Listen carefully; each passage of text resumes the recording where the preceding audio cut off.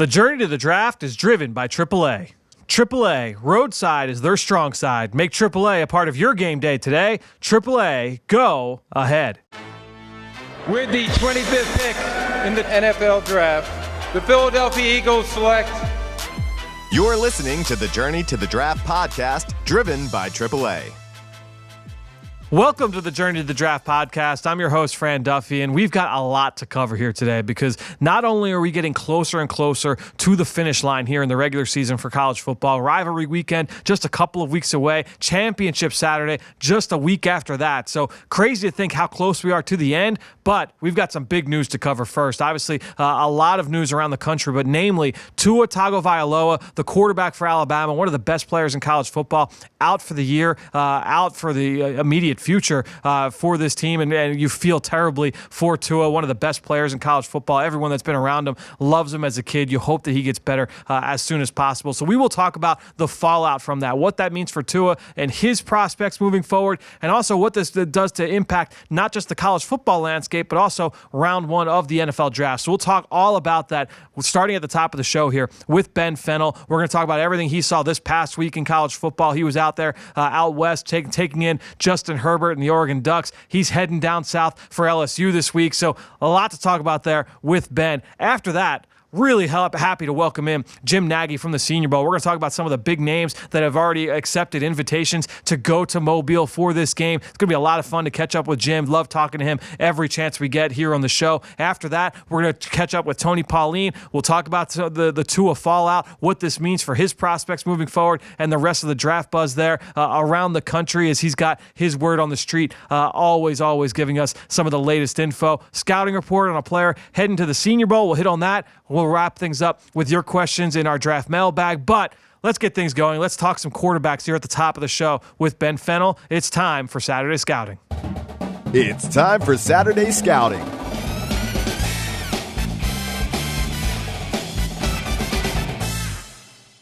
All right, so joining me, the man to my left, the only person on any podcast this week who was there, was in the building, I guess kind of in the building, yeah, like we right there. outside the yeah, building. We were there. Yeah, you were there for Mac Jones's first start for the Alabama Crimson Tide a few weeks ago at Arkansas. So the man who's taking over for Tua Tagovailoa in the starting lineup for Alabama, Mac Jones. But before we get into him, Ben, I think we should talk about Tua's injury and just like we're gonna talk with Tony a little bit later about what it means for his individual draft stock. But you've seen Alabama, you're gonna see LSU this week. I'm not even gonna try and hide it this week. You're gonna see LSU this week. You've seen Oregon. You've seen Clemson. Mm-hmm. You've seen a lot of these big names. You haven't seen Ohio State yet, but Ohio State, we feel pretty good about that team. How does this impact Alabama? How does this impact college football, losing to a long term? Well, I still think Alabama's built structurally really well. They have a really good offense. They have a good offensive line. They have playmakers at every position. Obviously, a really strong defense. So I think collectively, they're still a competitive football team that can challenge anybody on any Saturday. Yeah. So I don't think the injury necessarily eliminates them from contention. Makes them obviously a step behind with a less experienced quarterback. Yep. And taking away the experience that Tua has had in the different playoffs and the championship games. I think that's the most valuable thing, is just his big game experience. No question. I think ultimately, a guy that's been battle tested, you lose that certainty that you've got now at that position. So losing a guy like that is tough. It's going to be really tough. And you feel, again, for him individually, a really, really tough situation. But all right, so now let's talk about Mac Jones. Again, you were the only person on any podcast this week that has seen him play up close. What are your thoughts on him, and what your first exposure was to him a couple of weeks ago? Yes, I saw him against Arkansas a couple of weeks ago, and they lit up Arkansas, who obviously isn't that competitive of a football team this year. But Mac Jones, big kid, bit of a pocket passer with a little bit of functional mobility, tall kid. Not the strongest arm, but a strong enough arm to make all the throws. Okay. And I didn't notice a whole lot different in the offense in that Arkansas game, which he was anointed the starter all week. Everybody knew he was starting. He knew he was starting. So they had the opportunity to change the game plan if they wanted to. And it was kind of business as usual. And Alabama's offense, they want to pound the ball. move the line of scrimmage, work in the RPOs, and get the ball out of the quarterback's hand. And that's really the formula for that offense, and letting those explosive players on the perimeter do a lot of the dirty work. And whether that's quick in-breakers, perimeter screens, getting the ball out of Mac Jones's hand will be the priority of Alabama's offense moving forward. So he's not necessarily this guy or this guy, but you talk about a guy like A.J. McCarron, Jake Coker. He's built more like those guys. I would think so, and I don't want to go down the game manager road, and that's not a negative. We don't know what he is at this point. Yeah, but skill set wise, right? And just the whole term game manager. Every coach wants a game manager. That's not a negative term. But he's a guy that's going to go in and he's going to run the offense. He's going to get the ball to these skill players. Don't let Mac Jones think he has to win these games. You just don't have to lose them. I think Alabama is good enough as a team collectively to beat anybody in the country with Mac Jones under center. So it's just a reinforcement that Mac Jones, you don't have to be a hero. Get the ball out, do your job. Everybody else needs to pick up their play collectively, as you typically do with a major injury and whatnot. I think that would be the message Nick Saban has for that whole locker room, as he did for that Arkansas game, is the second Mac Jones leaves the room, we're not asking him to be a hero. You all need to step up for him, and I think that's going to be the message moving forward. Yeah, so that's going to be, he's the guy moving forward at this point. We'll see if they're able to run the table, if they can convincingly beat Auburn, and nothing else crazy happens. I mean, Auburn's got a true freshman quarterback, too, that's never played in Alabama-Auburn Iron Bowl. So, there's some issues as well with the teams they're playing. But I think Alabama as a whole, you have a good offensive line, you have good skill players, you have a good defense. I think they're a competitive team. I wouldn't put them past anybody, even LSU beating them with a Mac Jones under center. That's a whole new game, 0-0. Alabama can beat anybody. Yeah, it's going to be interesting to see ultimately how it goes. They didn't drop in the rankings this week with the Tua injury. That was something a lot of people were interested to see. How would the committee treat them? And they haven't dropped them yet, and we'll see how Mac does this week. They play Western Carolina, I believe, next week, and then it's the Iron Bowl. So, we'll see. I think his ability is good enough to win games. It's just the issue of all the extras, the details, the in and out of the huddle, maybe dealing with crowd noise, changing plays at the line. The organization of the offense, I think, is his priority. He needs to be a clean leader and a game manager for that offense. You don't need to be a hero between the whistles, but be a leader and get the team lined up and in and out of the huddle, get the play calls, and have a presence of a leader in that huddle. So, like I said, we're going to talk with Tony a little bit later about what this means for Tua's draft stock in particular. But I thought that with your experience having seen Mac Jones and with some of the guys that you have seen and are going to see, I feel like we can get away from our typical formula and just kind of focus this early part of the conversation around the quarterback spectrum in this draft. Because with Tua's injury, I think when a lot of people coming in, it's tank for Tua, it's this whole quarterback picture with Tua, with Joe Burrow, with Justin Herbert. You throw Jalen Hurts in there, you throw Jordan Love in there. A lot of quarterbacks, a lot of people were talking about coming into this college football season. I think now Joe Burrow's got to be the favorite to be the number one pick at this point. I would say he would be the odds-on favorite. I think that kind of makes that picture a little bit more clear. You're going to see Joe Burrow this weekend. You're going to LSU versus Arkansas. We're just talking about seeing Mac Jones versus Arkansas. You've studied Burrow now on tape. I know you've seen him. You saw him a couple times, like twice last year. Yeah, so did the opener against Miami and then a mid-season battle against Mississippi State at night. LSU. He looked good in both those games. Yeah. So you were. I wanted to say, ultimately coming into this, I don't want to say you were like a little scared to jump in on the bandwagon, but you had seen him last year. You were expected more of the same. What did you see studying him on film this week? I was just skeptical going in because I didn't think he had any elite traits to separate himself. I don't think he has a super strong arm. I think he has some athletic limitations. He's a mobile guy. He's an athletic guy, but not to an elite standard. He's not a super big guy.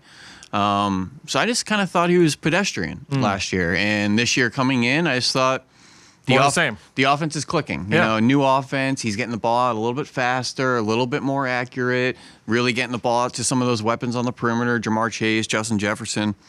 Really veteran offensive line as well. But I buzzed through every third down throw of his this year and was absolutely blown away from a variety of traits, playing within and out of structure, inside the pocket, out of the pocket, anticipation, leveled throws to all over the field, deep balls, intermediate window throws, anticipation, outside the numbers. He didn't give me any reason to think this isn't a top 10 pick. But buyer beware on this whole quarterback class. Don't think any of these guys are franchise saviors. It's still going to take a supporting cast. It's still going to take a offensive line. It's still going to take a coach to have a creative scheme in getting guys open and generating explosive plays and having a foundational structure to the offense. Yep.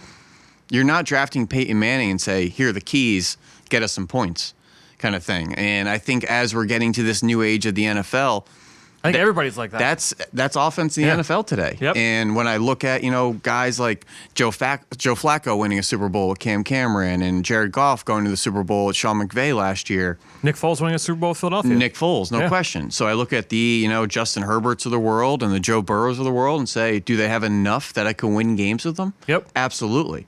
But I'm not saying, whoa, oh my Lord, we need to absolutely mortgage this draft for this guy, and he's going to take us to the promised land because he's an absolute superhero freak show at quarterback. Yep. I don't think we have that. Yeah. I think if you were a pessimist, you could look at this quarterback picture now and say, man, we're out of luck, because you can say, you can poke holes in all of these guys and say, as good as Joe Burrow has played, you can say, well, he's a one-year wonder. He didn't put up great production last year. It's the system and the supporting cast. You can look at Justin Herbert and say, yeah, he's got tools, but hasn't put it all together. You got Tua with the injury concerns. You've got Jordan Love, who, I think even up to this point, I have to check on the stats, has more picks than touchdowns this year. Jalen Hurts has his flaws. I mean, all these guys, you could poke major holes and say, oh, this guy, I don't want this guy in the top 5.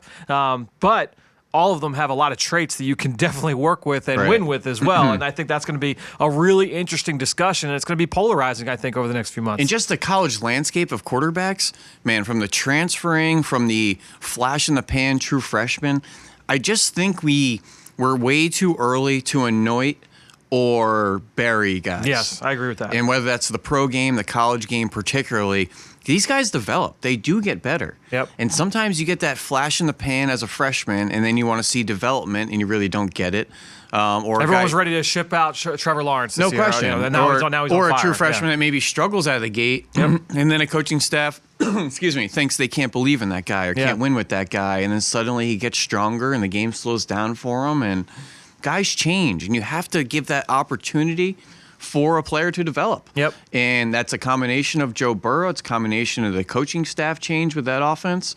But we have to leave that window open as scouts and player evaluators that, yes, 18 to 25-year-old young men change. Yeah. Mentally, physically, emotionally, the whole deal.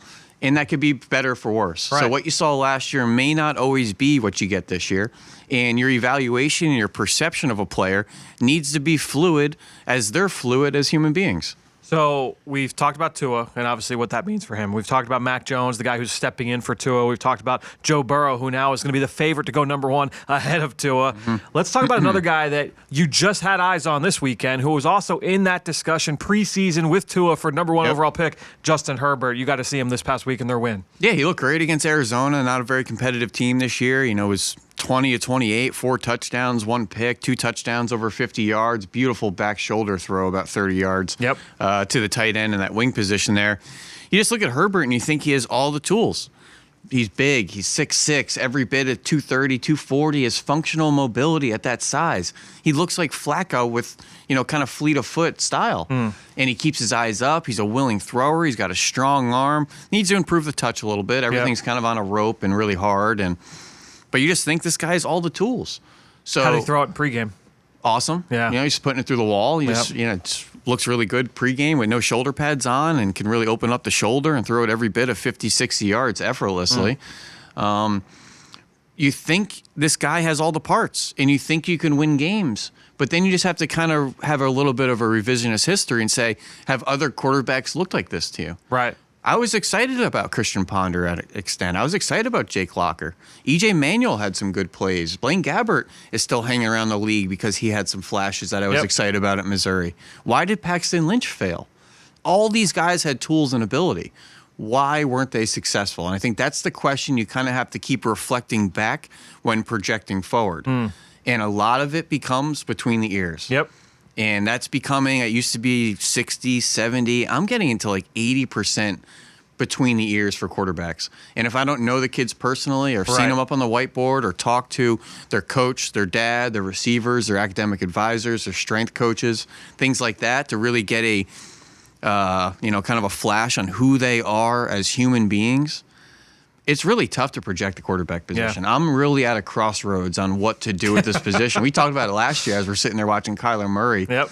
And we're just like, this tape is great, but what does any of this mean if he can't read a defense? Right. Or he's not good at the whiteboard, or he doesn't have a presence in the huddle, or he's just an irresponsible young adult. Yep. A guy that's a little bit late or a little bit aloof with his responsibilities. And obviously not saying any of that is true with Kyler Murray, but these are just the questions about not the player on the field, but the employee you're getting. And there's always going to be that mystery. And you have to kind of look at the players that maybe didn't live up to the expectations and say why. So when I look at Justin Herbert, just to circle back, he has all the tools, all the parts. Now we really need to get him into the lab and poke him apart. Yeah, I think the rap on Herbert has been he's a great kid. Like everyone loves him. Like no one has any issues with him as a kid. It's who is he? Is he? Does he? You mentioned the pocket the presence in the huddle. Like does he have that? That energetic personality, that charisma that everybody rallies around. Is he that guy? And I think a lot of people ask that question about Marcus Mariota and seeing the issues that's kind of been the same in Tennessee. I think now it's being magnified towards Herbert. Fair or not, because it's the same school and everything. But that's It's funny you went right to Mariota because my mind immediately goes to Joey Harrington, another Oregon quarterback, just by coincidence. But just had a lot of talks with Matt Millen about Joey Harrington, the pre-draft process, and then once he got Joey Harrington, when Matt Millen realized he made a mistake. And it was just really interesting perspective. It was all about personality and whether a locker room will rally and respect a human being and a quarterback. And there's some things you just learn once you get them. Yep. And there's always going to be that bit of unknown until you select him, get him in your building, and he starts showing up at 7 a.m. every day. You figure out what you got. Yeah. Well, so Justin Herbert got your game ball this past week in the Oregon-Arizona game. My game ball this week actually went to the guy that Tua replaced at Alabama and now transferred to Oklahoma, and that's Jalen Hurts. I watched a couple games this week. The Indiana-Penn State game. I watched a good amount of Georgia and Auburn. I watched most of Baylor and Oklahoma. Baylor's up 3-4 scores in the first half, and I thought, oh man, like what a win for Matt Rule and for that program. They were up so big too. Just an awesome, I mean, an awesome representation. I mean, the game day experience and everything that went into that was awesome for that program. But obviously, could not come away with the W. But you got to give Jalen Hurts a ton of credit. I know that we've talked about Hurts. He certainly has flaws. You've seen him live this year. 30 of 42, 4 touchdowns. The stats were great. He ran for another 100 yards. The thing that was most impressive to me, number one, Baylor came after him early and often. They got lots of hits on Jalen Hurts. He did this without CeeDee Lamb, and they did it without creating a ton of big plays. I think if you go back and you look at the drive, just look at the drive chart. It's not 80-yard bomb, this guy's wide open for 70.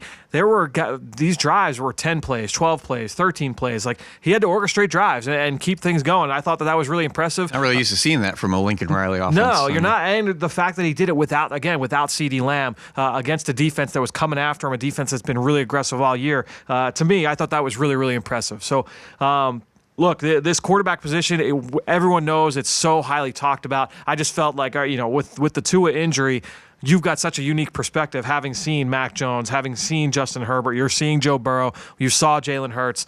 It's gonna be a fun discussion over the next few months. Yeah, no question, as it is every year. But it just the whole conversation between whether you need a dynamic quarterback to win in the NFL is really becoming, I think, murky as we're starting to see some dynamic presence like Lamar Jacksons of the world, Russell Wilsons of the world, and then you're seeing some guys that are scheme related, the Jared Goffs and the Nick Foles, and there's different ways. Jimmy Garoppolo is no not question. 81, he's playing within structure as well in San Francisco. So. Just an interesting conversation, I guess, moving forward. No question. All right, so let's get now to that game. And I mentioned, you said that Justin Herbert gets your game ball. Yep. Oregon wins big over Arizona. Start at 10:30 Eastern. I don't know how many of you guys are. Yeah. I didn't make it to it. I saw the highlights. So I got up early Sunday morning, and so my son had been teething over the last couple of weeks, and so I got up, could not get back to sleep. He's sleeping. He's sound asleep, so he didn't even keep me up Saturday night. I woke up like 3:30, 4 o'clock. Could not get back to sleep. So I'm like, all right, I pick my phone up. I'm gonna get in the shower. I'm gonna start getting ready to come into the office. You're tweeting about the game still. Yeah. Like I see Ben tweeting from 20 minutes ago, and I'm like, well, he's still awake. So it was like midnight our time, so 3 a.m. your time, and I think that was probably right when you were getting up. That's right. Yeah. I'm getting up, and I'd watch the highlights, and Herbert made some great throws in that game that you referenced. But what's your one play takeaway from the Ducks win? What one play are you walking away you're gonna store that in the back of your mind? Well, I'd be remiss not to mention this number one overall player in last year's recruiting class, the edge, Kayvon Thibodeau. Regardless of position, number one player, number one overall player. ESPN 300, number one player, and he's tall, he's long, he's explosive, he's 6'5", 240. He looks like Arden Key, Brian Burns, just wacky waving inflatable arm flailing tube man with those arms and limbs. But there's a bunch of plays where they just left him unblocked. And the zone read plays, he can cover tons of space. They try to jet sweep his side unblocked.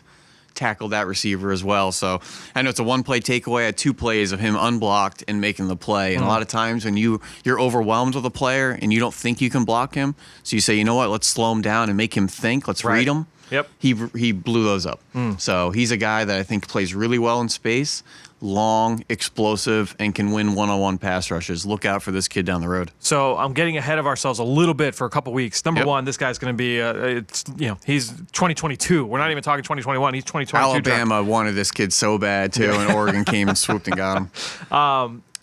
Do you think this Oregon defense has what it takes to get it done in Utah, like with Pac-12 title, and then go to the playoff?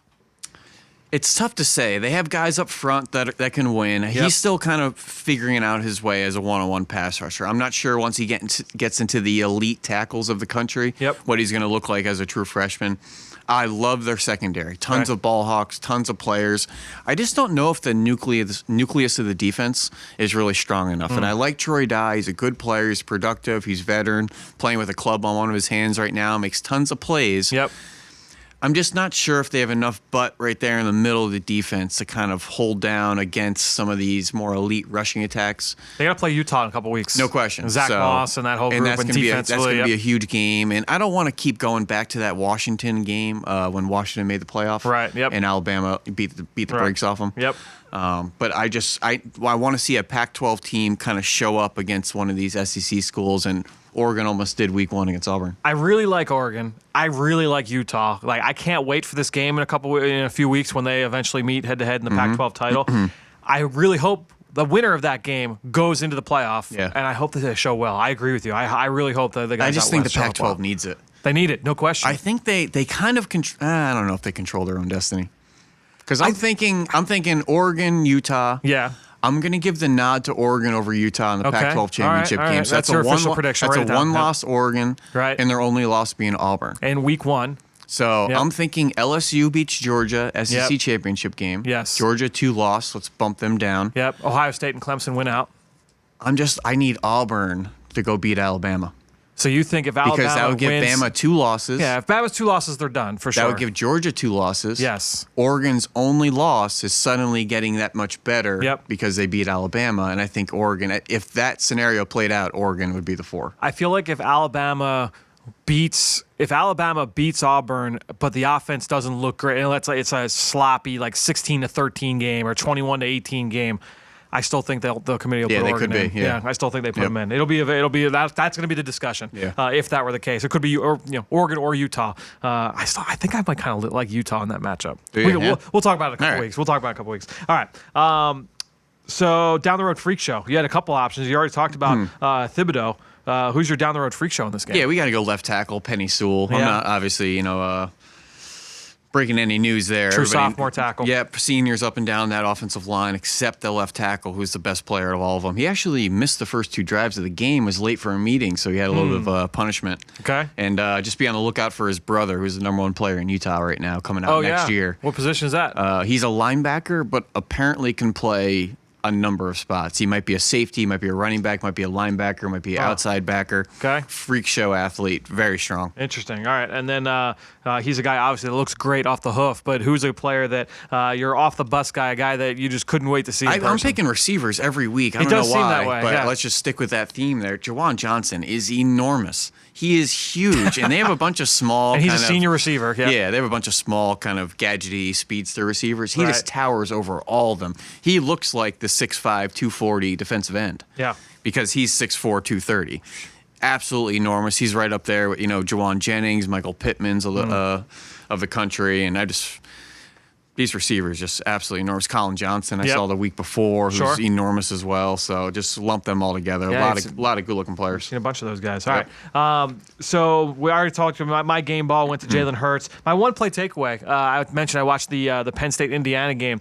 Penn State's got a tight end, a sophomore, Pat Freiermuth, who...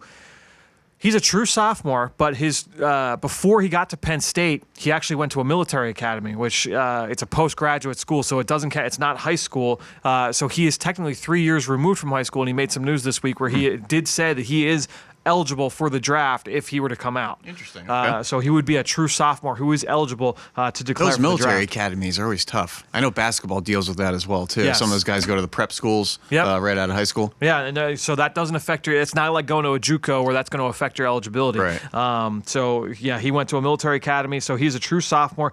2nd and 10, fourth quarter, very tight game. Looked like a kind of a busted RPO. He was running like a little quick out route to the flat. We see the Eagles run this play all the time with the Zach Ertz out to the flat. And busted play. He catches the ball in the flat, makes a couple guys miss, kind of rumbles and tumbles his way for a first down. He's not a dynamic athlete for the position, it doesn't seem like. So I don't think that this is a guy that's going to go, first round, top 40, top 50. But there was I know a lot of people are buzzing about the guy, and this was the first time he really stood out to me on film. Was just kind of the big strength after the catch, the size and strength after the catch. Which I thought was. Is he more impressive. Jesse James or is he more Mike Gesicki? Definitely seems more Jesse James-ish. Gotcha. Okay. Yeah, definitely seems more Jesse James-ish. All right. Let's get to this week. You already talked about Joe Burrow. You're excited to see him in person. But there's more to LSU than just Joe Burrow. So let's go through this list here. We got to start with the receiving core and the eligible guy, Justin Jefferson. Yeah, Justin Jefferson's a really interesting receiver. He seems to be in everybody's top 100 big board this time of year. Slot receiver, wiry kid. He's 6'3", 190. Kind of looks like that Keenan Allen type. Sure. Okay. He's long. Yes, very long player, kind of playing on the inside there. A little bit like a Geronimo Allison from University of Illinois. He's carved out a nice slot role for the Packers. Kick returner type of guy, slot, sudden. He's got the burst speed, the extra gear, especially out of his breaks. Loves to explode out of breaks, really explode on double moves up the field. He has really good hands, fights to uncover on scramble drills, which everybody, once you understand a quarterback's going to fight to stay alive, the whole receiving corps is on board with it. And they're like, okay, if you're going to fight to stay alive, so will we. And they do have a great job of uncovering for Joe Burrow. A lot of speed cuts, jerk routes, double moves, slants, in breakers. Just the one concern, just got a thin frame, so his play strength's not great. Doesn't make a whole lot of guys miss with strength. Okay. Is a bit more of a returner and make you miss in a phone booth. So he's very Jerry Jeudy-esque. Yeah, dude, he's got some Judy wiggle Yep. to him. Right. Yeah, absolutely. I don't think he's as dynamic, but just an interesting player. He's only a junior right now. His older brother was Jordan Jefferson, the former quarterback. Oh, really? I didn't know that. Yep. And Ricky Jefferson earlier on was a DB there as well. So a bit of a football family. Yeah, interesting. I didn't even make that connection. Already over 1,000 yards. Him and Jamar Chase. Who's a sophomore. He's not eligible for this year. I think it's the fourth pair of SEC receivers to each have 1,000 in the same season. Wow. Ever. The last was Odell and Jarvis Landry, and a couple before that. They've got a couple other seniors that 11 touchdowns already. That's insane. Yeah. I know they have a senior that's going to the Shrine game at receiver as well. Yeah. I haven't studied any of these guys yet. I know you studied Jefferson. Excited to dig into his film. Let's talk about that offensive line because we all hear about Burrow. We hear about the back. We hear about the receivers. No one really talks about the draft eligible guys. I don't hear anybody mention mention this offensive line. Yeah, tell us about it. I watched every one of Joe Burrow's passes on third down. It was like 117 up to this point in the season. There's 2 sacks. It's pretty impressive. Yeah, and none of them were like completely, a blitzer coming free or a guy getting completely whooped. There were more plays Burrow holding onto the ball, but it's a bunch of guys from Damian Lewis, Adrian McGee, Lloyd Cushenberry, Shadiq Charles at left tackle. Cushenberry is the most interesting. He's actually number 74 on Dane Brugler's top 100 at the moment. Okay. So I thought that was kind of interesting that he had him that high. It's probably one of the higher I've seen. But Cushenberry's the center guard. the group. Shadi Charles is left tackle. Yep. Adrian McGee has played right tackle, left guard. Really settled into that guard spot, replacing Brumfield from last year. Yep, sure. I He was like a nice Brumfield. player. Yep. But, just a unit that I don't think gets a lot of love. Joe Burrow's stealing a lot of attention. The running back had a great game against Bama, got a lot of attention. The receivers are getting a lot of love. Yep. I haven't heard anybody mention this offensive line. I'd be remiss just to go ask a pretty above-average college football fan, tell me somebody on their offensive line. Give me a name. Yeah, sure. I don't think they'd be able to do it. It's kind of tough to do. When you look at the size of these kids, Damian Lewis, 335. Adrian McGee, 343. Lloyd Cushenberry, 315, which is pretty heavy for a center there. Right, so, yep. Cushenberry also has worn the number 18 jersey as well. I don't think he's allowed to be in an O-line. Right, yep. That's like the honorary... Tre'Davious White jersey, yeah. Right. Yep. Which they have a couple of those too, because number 7's also Seven's a honorary one. jersey. Although 7, I feel like is like that's just like their dude in the secondary. Right. Like 18 they give to one on both sides of the ball. Yes. So Foster Moreau wore it last year. Yep. Actually, a guy we'll talk about in a second is wearing it on defense this year, Clavion Chasen. Right. Which Yes. it's All right, cool. let's get I'm sick of these numbers bouncing around and stuff. No. Temple tough, man. Temple tough. Remember when Gardner wore 98 as a quarterback for Michigan? Yeah, I do remember that. What are we doing? Yeah. Come on now. Let's give the guy a patch or something and I let's keep moving. I don't mind if a guy's wearing a crazy number.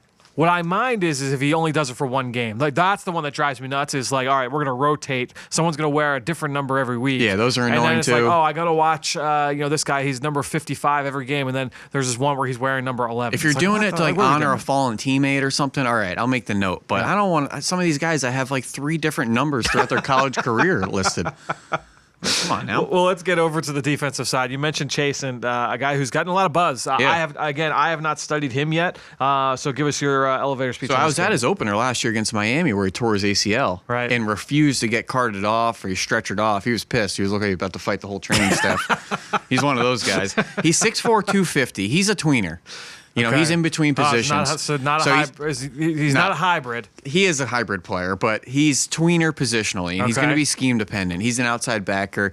It's going to be tough to get him on the field in any sort of an even front in early downs. Got it. Because he's only 250 pounds. He's a lot like Whitney Merciless. I feel like 250 can work these days. It I can feel like it's getting a in little, this sub-package NFL. Yeah. It absolutely can, I think especially so. if you're a quarterback hunter. Yeah. You got to be that though. So he reminds me of Whitney Merciless at Uchenna Nuoso a couple years ago at USC. He's a bit of a body of a sandbacker, but he can rush the passer as well. Okay. Andre Carter, if you remember, was a first-round pick. Yeah, no question. Carved out a nice 13-year career. Yeah. Cameron Wimbley with the Titans for a little bit. That style of First-round pick. player, Yep. but explosive outside backer, rush in. He's flexible. He's a really loose athlete with his hips and ankles. Can play in space. Every now and then he'll be detached from the box, and they'll have him play over the slot receiver, which is really impressive. I've seen him in top 20s of mock drafts. Like, is he that kind of guy off the study I you've done think so he far? is. Really? Yeah. Okay. I watched Darryl Taylor at Tennessee, which a lot of people have high expectations for. He's one of our guys. Yep. He's who I want Darryl Taylor to be. Ooh, he has, okay. I think, a much more explosive first step, much looser of an athlete. All right. Really surprised how strong he is against the run. He sets a really physical edge, both against tight ends and tackles. Really good burst to close. Just needs to refine his pass rush plan and come up with some more counter moves and obviously the scheme dependent is going to be an issue for him. But explosive player. He's only a redshirt sophomore at the moment with the injury, so he could go back for another 2 years if he'd want. He was the number 4 defensive end in the 2017 class, which is turning into a pretty impressive class. What group is that? That's the Chase Young kind of group. So very highly touted. Let's talk through his teammate, Rashard Lawrence. Rashard Lawrence, a guy, he could have come out last year if he wanted to. I'm glad he went back because 2018 did not live up to his expectations. He's been a team captain for 2 years, really high GPA. He showed up for the team on the SEC Media Day the past 2 years to represent them. So just really senior kind of veteran presence on that group. He can do a lot of things for you. He can play up and down the line. He plays 0, 3. He's even played some edge. Strong player. I just don't really know what he's going to hang his hat on at the next level. Is he just a versatile trench player, or is he going to be a difference maker? Yep. And I thought he was going to be a difference maker heading into 2018, and he kind of flattened off a little bit. He just, excuse me, he just leaves you a little bit. You want more on the tape. Sometimes he's right there and then misses the tackle. You know who he kind of reminds me of now that we're talking about him? He reminds me a little bit of Montravius Adams. When he was coming out of Auburn. Yes, that same type of, you just want more from him. Yeah. He's explosive. He's strong. He's been on the field a ton. just kind of lacks the production in the stat sheet, lacks the the finish on the tape there. Yeah. Rashard Lawrence missed tons of tackles in the trenches. He'd have his arms around running backs and then just fail to bring them to the ground. I watched him and thought this guy could be a more productive player in the NFL if he plays in a one gap scheme where he can just go, like if they can just cut him loose. Like if he played, in the Eagles scheme or any kind of one gap system up front, because he's not asked to always one gap. He's got some juice, man, coming out of his stance. Like he can get into the backfield. But what I do love though is I've written down he can win in multiple ways. Yes, inside, no outside, or right through your belt line. Yeah. And the fact he can play up and down the line, win a variety of ways. I wrote down here in my pros, plug and play D lineman. Yep. I don't think he has any exceptional qualities, but he's a guy you can trust. Almost the way, like Ziggy Hood's carved out a career in the NFL, coming out of Missouri. Yep, I think he might even still be in the league somewhere. He was hanging around a year or two ago. He was a backup in Washington. But he's just one of those. Yeah. He's one of those hired guns defensive linemen. You have an injury, call him up, and he'll play wherever you need, and he'll figure it out, and you can trust him. And I don't know if Lawrence will end up being that player, but I can see the trajectory of his kind of stock and ability. Go to the secondary. That's actually kind of good, Ziggy Hood. Yeah, I like. You write that one down. Let's talk about the secondary because they've got some big names. Grant Delpit, a lot of people had as a top 10 pick coming into the year. Really athletic post player, can move all around the formation. About to say DBU, but man, you see the Oregon secondary out there. Yeah. The DBU, everyone's using Ohio the DBU State, right now. They got a good-looking group out there. Texas was claiming that they were Texas DBU. as well. Yeah. Let's back off on that one. But Delpit, the big question I have is missed tackles with him, and I think you could say that a lot about all these guys in the secondary. Kerry Vincent, who moved to safety this year, is a former nickel corner. Christian Fulton as well. I've had a Delpit comp written down for 2 years now. All right. And I still think it's perfect. Okay. Is he not Minkah Fitzpatrick?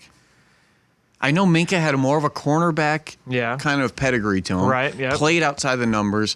Delpit never has. Yes. Delpit was a safety through and through with cornerback-like ball skills, breaks on the ball, angles, the whole deal. That's Delpit to a No T. question. Yeah. But I think when you just look at their body types, their abilities, their skill sets, how they'll project to the NFL, I think we're seeing the same kind of player here. The difference for me is that Minkah was a trained killer coming downhill. Like he was so consistent, running the alley, finishing one-on-one, like tackling.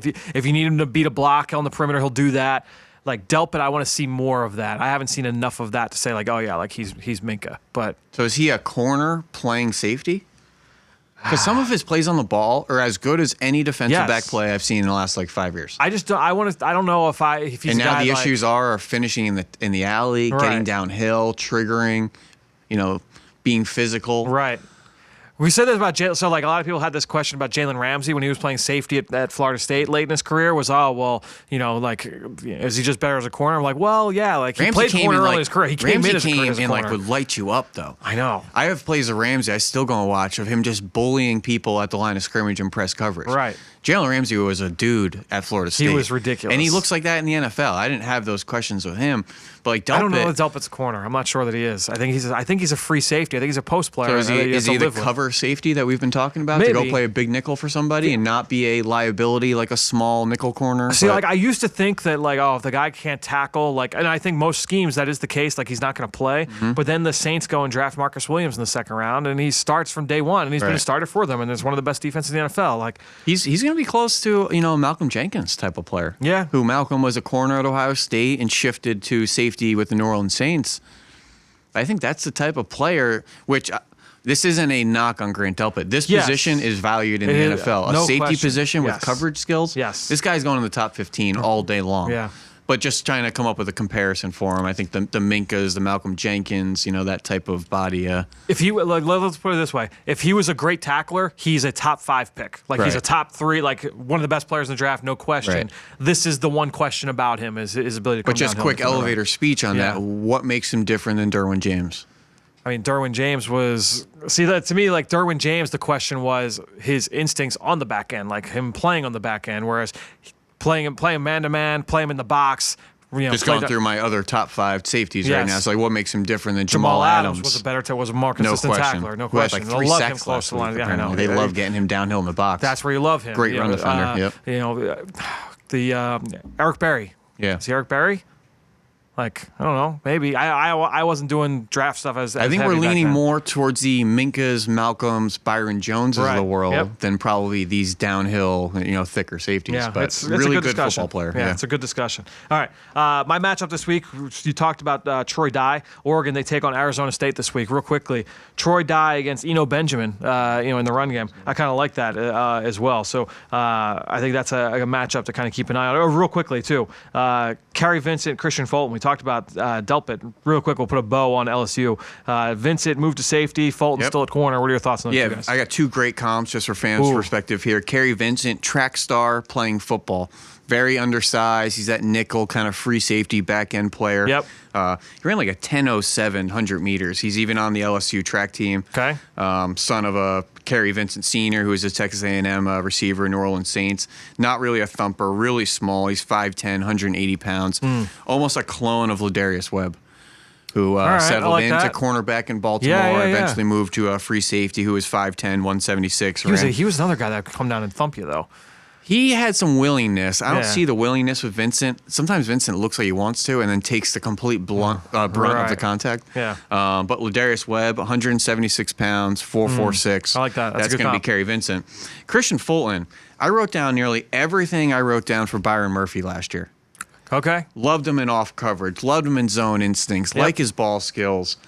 I just don't think you could play him in press coverage. Right. I have some questions on his size, especially against larger receivers. I have some questions on his play speed, his play strength, his straight line speed, his ability to recover, things like that.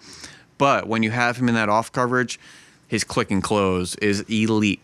I think is really, really impressive. Elite. Not like elite, like his start, elite. stop, his balance. He's had some really, really impressive plays in zone coverage and reading some routes and route recognition and things like that. And last year, an absolute shutdown corner. He had 47 receiving yards allowed in the final 5 games. I actually just watched him against Alabama. Really good matchup against Henry Ruggs and Jerry Jeudy and those Yep. guys. Obviously had the off-field incident a couple years ago there. Won't get into that stuff. But 5-star cornerback who might be a scheme-dependent type of corner, but definitely a skill set. Byron Murphy, Brent Grimes, that type of corner. So we haven't gotten into Senior Bowl announcements yet for this week, but here's a handful. All right, and we're gonna do the same thing we did last week. Not as many as last week, so it won't be as long. But first one, Utah running back Zach Moss. We mentioned earlier, Oregon's gonna have their hands full and they have to stop this guy downhill. I'm gonna talk about him in a little bit. He's not going to test well, but you show up to the combine, you run 4.65 like Kareem Hunt did. At 225. You show up to the NFL with the contact balance Kareem Hunt did, which Zach Moss looks like he has the same type of skill set. Yep. He'll be just fine. Patient, smooth, love his power. For Eagles fans that love Jordan Howard, again, I'm going to mention this later, love Jordan Howard for a lot of the reasons that you would like a Zach Moss. He's a very similar kind of runner. Notre Dame, let's talk about receiver. Chase Claypool, you mentioned, we talked last week about Colin Johnson Another and one of Michael these Pittman. kids, yeah. Big body, 6'4", 230. To me, profiles as kind of like that fourth receiver, right? Yep. He's a big-bodied kid, good blocker, really good special teams player. You worry about the ability to separate. That's the question. With Claypool. Maybe add another 10, 15 pounds, make him a move tight You end. might, yep. You're going to try to isolate him in matchups, which I think they did last week in the red zone against some smaller corners. He looks like a Tyler Eifert, Riley Cooper style of body, which you call him a tight end, he looks like a tight end. You call him a receiver, he looks like a receiver. Big receiver, sure. Just find ways to use his size. All right, we'll talk about a tight end here. Cincinnati tight end Josiah DeGuara. I have not studied this kid at all. I know almost nothing about him. 6'3", 240 is all I got. I almost wonder if some of these larger receivers, the Colin Johnsons, Michael Pittmans, if you should just embrace the position change and go dominate that position Go group. full Darren Waller. Yes, and just go dominate that group, being kind of a pseudo receiver with the tight ends. I mean, I'm not saying it's going to be as drastic a change of like putting Jalen Samuels with the tight ends at the combine, but I remember just a thought. I remember going to the Shrine game a few years ago and being on the sideline and watching Darren Waller run routes as a receiver from Georgia Tech and being next to Mike, next to Mayock, and saying like, I don't like Mike, like what do you do with this guy? Like because he's catching everything, he's beasting everybody. But he wanted to be a receiver. And he came into the league as a receiver, and then he gradually made that switch to tight end. And obviously, he had some personal issues, and came back in the league as a tight end. And now he's playing for Mayock. And one of the better tight ends in the league. Just got a new contract, and Yeah, it's awesome. But I think the same thing with some of these big receivers sometimes. The guys that are not tall and long, but big and stocky, 230, 235. Right. All right, let's get to some linemen here. Oregon's Shane Lemieux. You just got a chance to see him up close. He got announced earlier this week. He's got like 3,200 snaps under his belt in his career. A lot of snaps. Tons of time on the field. I'm not sure if he's an elite player or not, or if he's probably a mid to late round pick, in my opinion, at this point. But an experienced player that I think is going to show up to the combine or to the Senior Bowl and give some of these interior trench players some problems. I thought he had, for a guard, I thought he had pretty light feet. Yeah. I liked his toughness, and I thought he was a really smart player. I thought he used his hands well. Just not a powerful guy. He's not a guy that's just moving people off the ball. Let's go to the edge now. A ton of edge guys that got announced, namely Bradley Anai from Utah, a guy you and I both really like, 6'3.5", a little bit over 260 pounds. Love this kid's competitiveness coming off the edge. Yeah, I watched him against USC, so you get to see him against Austin Jackson. I watched him against Washington. You get to see Trey Adams, two of the better left tackles in the Pac-12. Looked outstanding. Power rusher that loves to use his hands. Pass rush plan, the whole deal. Yep. With a little bit of flexibility kind of mixed in there. Bit of there. Yep. Great run defender. They'll zone drop him as well. He's a pretty fluid athlete. Yep. Struggles in space just a little bit, being 265. It is what it is. He's not the best at start stopping and things like that, but they'll zone drop him out 10, 15 yards, and he looks pretty smooth. He looks comfortable doing it. I put a clip on Twitter last week of him giving Austin Jackson a nice little kind of hammer fist on the outside, giving that soft edge. Yep. So you just see that combination of agility, flexibility, the pass rush plan, the violent hands, and he absolutely slammed Keaton Slovis almost like through the turf. You just see the physical presence from that defense. I man. watched that game. That's one of those defenses. You like sit up in your seat. They like almost make you uncomfortable the way they play so violent. They've got the guys at all three levels. No question. One of my favorite parts of the Senior Bowl is talking to these guys one-on-one, spending a little bit more time than maybe I would spend at the Combine, at the press conference setting. And last year, one of the first guys I talked to on media day at the Senior Bowl was Andre Dillard.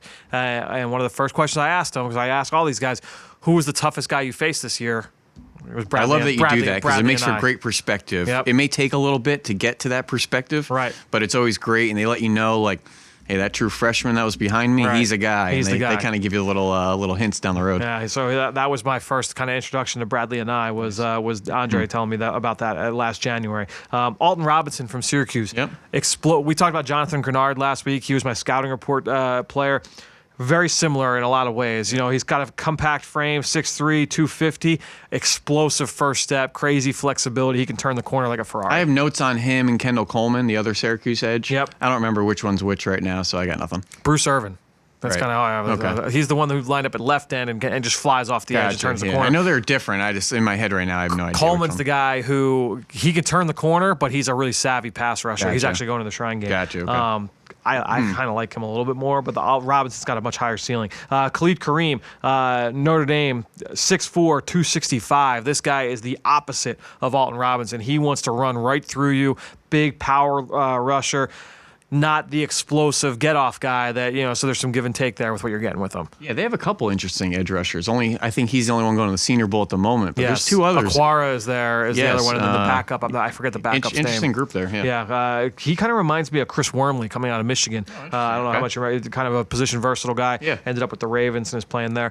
Utah nose tackle, Leiki Fotu, 6'5", 332. If you haven't, go online, search his high school highlights as a running back, have a laugh, then come back and listen to the rest of the show because this guy was really, really impressive. Just big, strong, powerful. The flashes are there.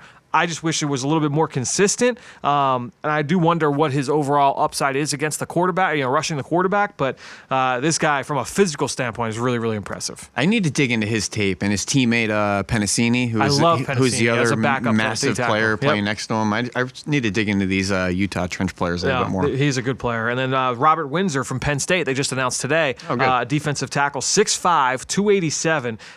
Good run defender. He's strong at the point of attack. I watched him over the summer along with the rest of that Penn State defensive front. I really liked Windsor. He's not a high-level pass rusher yet, but I think he'll stick in the league as a backup. I kind of liked Robert Windsor. Troy Dye, we talked about him. 6'3", 218 pounds. The guy plays like a safety. Really athletic, really productive. You're saying he's playing with a club on his hand right now? My comp was actually Nate Gary, who is a safety at Nebraska, move linebacker, athletic player, not a liability in coverage, can play all three downs. but because of that, just a little bit light in the pants. So a guard gets up on him. He can get mauled at times, just like Nate Gary occasionally can struggle with contact and finishing and things like that. But an athletic player that can turn and run in coverage, and an experienced player. I mentioned he's taking on Eno Benjamin from Arizona State this week. Benjamin is a slippery guy. He's got some power. He's a tough back to get to the ground. That's going to be a good test here. And Dye does a great job in that scheme, playing behind like a Jordan Scott, and they keep him free. Yep. So the scheme at the next level and keeping Dye free would be important. One final linebacker, Logan Wilson from Wyoming, 6'2", 245. Another guy not listed on the Senior Bowl watch list entering the year. So that's a handful of guys that have made this initial round of acceptances that weren't on the watch list, which is like 400, 500 names. So another guy that impressive just to see the guys that kind of fight through that. Let's get to the secondary. Just a couple names here. Notre Dame cornerback Troy Pride. I don't know if you've watched him yet. I haven't yet. Who's a hyper athlete, like really, really explosive, really fluid. Is he the one on the track team as well? Yeah, he's a track guy. Got to find the ball a little bit better. Ball skills a little bit of a question. You like him more or less than Julian Love coming out last year? I like Love more. More, okay. But this kid's upside is probably a little bit higher because of the. If you're a man cover team, like you love this guy. Which seems like Julian Love and DeAndre Baker are about to be the corners of the New York Giants for the next 10 years. And I think that he was kind of a guy that I profiled as probably could start pretty early. Even though he doesn't have the high ceiling, he's not going to be a quote unquote number one corner. I liked Love. Couple safeties I have not studied yet. One you've seen in person. Alabama safety Jared Maiden, was just announced like right before we went to air. 6'2", 201 is a strong safety there for the Tide. And then Utah's Terrell Burgess, another guy not on the watch list. I knew nothing about Burgess even before when they put his name out. That was the first I'd ever heard of Terrell Burgess, one of 6 Utes that are on the. Every now and then, some game. senior players kind of squeak through the cracks of Alabama. I remember Cyrus Jones, I think, was a Senior Bowl player. Yep. I think Levi Wallace showed up there last year, the year before. So as much as they get some very exciting 5 stars and the freshmen are on the field right away and they're leaving after their 3rd season, every now and then you get some seniors hanging around. I'd like to see if Shaheem Carter, who's a senior nickel, maybe gets the nod in a week or two to the Senior Bowl. Did I see that he got hurt? Oh, did he? Yeah. I think he did. I want to double check that. Okay. All right. One last thing. Shrine Bowl. Yep. They've made some announcements, and we're not going to cover every player. Just a handful of guys here that we found to be interesting, guys that are going to be down in St. Pete the week before the Senior Bowl. First up, TCU running back Darius Anderson. I studied him a few weeks ago. I like his burst. I like his top-end speed. He's a freak list guy. I like his vision, his toughness. He's a little bit small. He's right around 200 pounds. He reminded me a lot of Chase Edmonds, who was another Shrine Game guy. He's carved out a nice role for the Cardinals. Yeah, when he's healthy, the kids play. I think Darius Anderson is very, very similar in a lot of ways. So excited to see him. They've got another speed back, Levante Bellamy from Western Michigan, who's going down there. I think can play a role as well. Here's a player you and I both like, and that's Arizona State center Cole Cabral, 6'5", a little bit under 300. Guy's never on the ground, former left tackle, good feet, powerful hands. He's just not a people mover up front. He needs to get a little bit bigger and stronger, but I liked Cole Cabral. I thought he was every bit the player of a Garrett Bradbury coming out last year, ended up being a first-round pick to the Minnesota Vikings, and we watched his tape in the summer. Really good tape last year against some good players. Played Michigan State early on last year against Raekwon Williams. Yep. Really good game. I did 2 of his games last year, even his bowl game against Fresno State in the Las Vegas Bowl. Really, really good player. And then another offensive lineman, Auburn's right tackle, Jack Driscoll, 6'4", 300. Size is going to be a concern for him. The length is going to be a concern. He has played guard in the past, so that'll help him. But this is a guy who uses his hands really, really well. He's a pretty good athlete. He's playing next to Prince Tegawanogo, who's the left tackle. So I think he gets a little bit underrated. But this is a transfer from UMass that, honestly, on film, I was impressed with both these guys. Yeah. I like Jack Driscoll a lot. I don't know who you were watching. I saw on your screen. I kept saying, who's the right tackle? Who's the right tackle? Yeah, who was I watching? He reminded me of Braden Smith, right? Who just looked a little bit underwhelming in his Auburn career. Yep. Turns into a 2nd-round pick, and I don't think he's left the right tackle spot of the Indianapolis Colts since. Yeah. And, just a good player that's, kind of a blue-collar doing his job guy. Kendall Coleman from Syracuse, you brought him up earlier, 6'3", 250. Love his rush skill, and he's got a really good, well-defined pass rush plan. He's got some flexibility. He's really savvy. He's just not as explosive as his teammate Alton Robinson. He needs to get a little bit better at getting off blocks. The guy he reminds me of is Benson Mayawa, and people are like, oh, who the hell's what is a Benson Mayawa? Right. Benson Mayawa is one of the leaders in sacks this year, has been producing at a very high level consistently for Oakland. They've got almost the same body type, and they win in very similar ways. And Ben Samael came kind of out of nowhere, and it took some time, but he was buried in Seattle for all those years behind Dallas. He started in Dallas, I believe, too. That's right, Cowboys, yeah. But I remember he was kind of a role player in Seattle behind Cliff Averill and Bruce Irvin and all those guys. Finally got a new home, took a free agent contract in Oakland. Is one of the more productive edge rushers in the league, and probably one of the better tandems with him and Max Crosby. Yep, and then group of receivers as well. I know you're excited about this group of receivers. I think this speaks to the collective class of upperclassmen receivers in this group. A lot of big players in this group. We got Juwan Johnson, who's 6'4", 230. Got Desmond Patman, who's 6'4", 225. Van Jefferson, really interesting receiver, son of Sean Jefferson, Ole Miss transfer. I think he's one of 4 Florida receivers that are going down there. Yes, there's a couple other ones. I don't know if it was Grimes or Freddie Swain. Swain's or one of going those down. Guys. Hammond's going down. It's a bunch I think of the cream guys. of the crop of this group is Tyler Johnson, though, out of Minnesota. I know he had that brutal drop last week. Great release, great route. He'll catch that ball 98 times out of 100. I'm not too worried about it. He had a bunch of other huge catches in that game that got completely overshadowed because of that drop at the end. I know that one crushed him, but a guy that gets open, good at the catch point, good after the catch. Everybody's had Devontae Adams comps for this guy for his style of play, but a good player that I know will bounce back from that drop. He's a guy that I know. I just have this feel. I haven't studied him yet. Like, I've seen Minnesota on TV a couple times, have not studied him. I know I'm going to like him based off what people say about him, and I've heard some comps to like a Keyshawn Johnson, who I loved last year. Oh, I can see that. Yeah, so like I'm excited to watch. And Keyshawn Johnson was at this game and was outstanding, and has been pretty good for Arizona since he's been there when healthy. So in his defense on that drop, it was a slant, and the ball was right around his belt line. Yeah. Which, as a receiver, you get caught on whether you want to go hands up or hands down at that point. I think he went hands down and tried to body catch it and just went right through him. So I think it was a little bit of an awkward location on that one. This was a marathon. We got through a good amount. It was long, but you know what? There was a lot of things that we had to get through, and I think the quarterback discussion needed to be had, especially with the Tua news. And kind of talked in a circle there, but that's kind of the quarterback discussion. That's there, where we're at. Yeah. If you're on Twitter, talking in a circle is like that's like the name of the game. It gets clicks. 180 characters at a time, whatever it is. All right. Well, Ben, appreciate the time. Enjoy LSU, and we will see you next week here on Journey to the Draft podcast, driven by AAA. All right, well, like I said, a little bit of a marathon there with Ben, but we covered a lot of ground. We've got a lot more ground to cover because we've got Jim Nagy from the Senior Bowl. He is this week's Mr. Relevant. It's time for Mr. Relevant.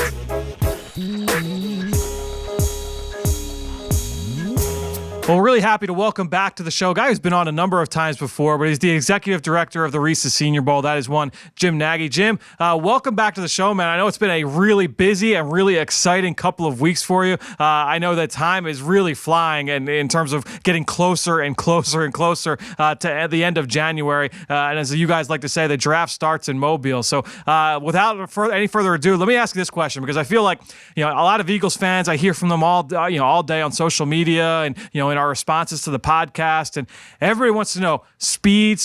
And I feel like Eagles fans will do me physical harm if I don't ask you, who's the fastest player that's going down to Mobile? So that's confirmed so far for the game. Of the guys that have been announced officially, who's the fastest guy, regardless of position, heading down to the Senior Bowl?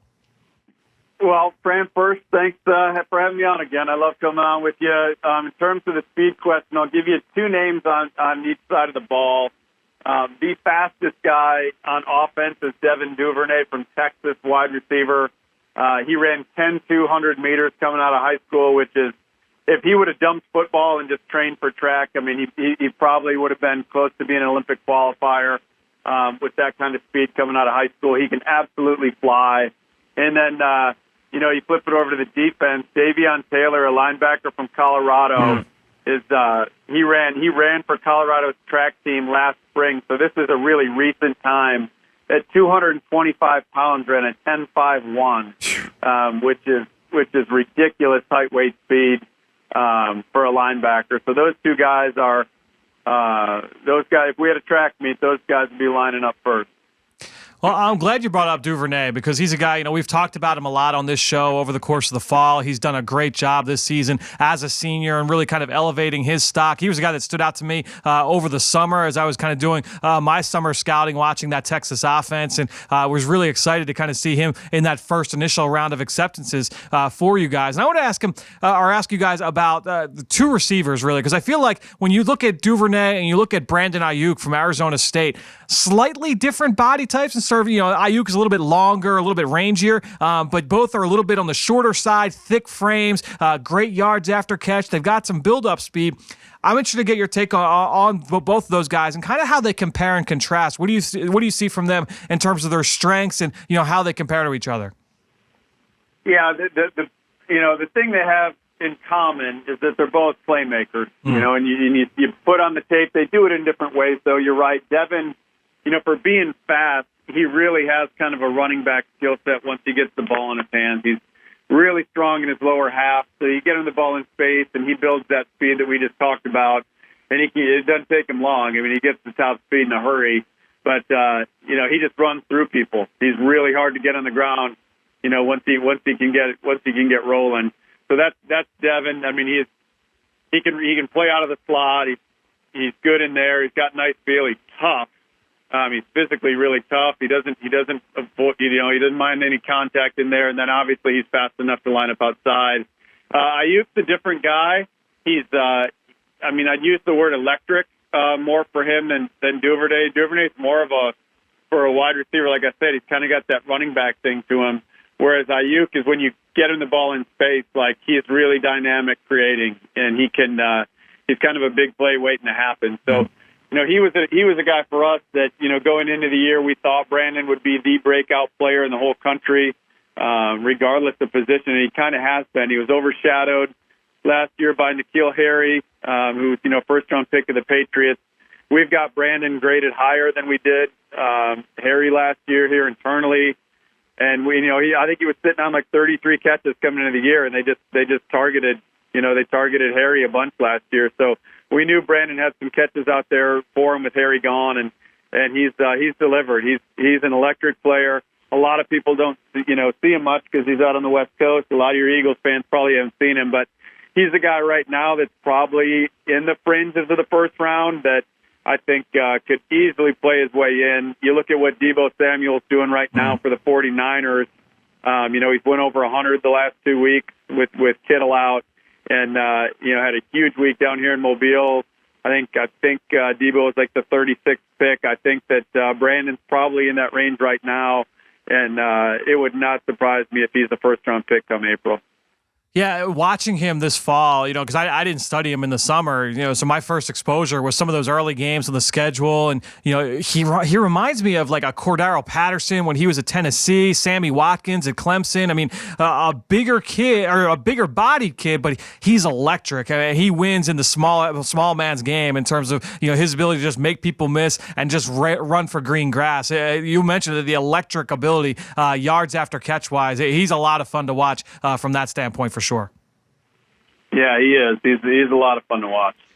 All right, well, let me ask you, stay at the receiver position because a lot of big-bodied kids already committed to the game. I mean, Colin Johnson, who's Duvernay's teammate down at Texas, Chase Claypool from Notre Dame, Michael Pittman Jr. from USC. So a lot of big-bodied kids.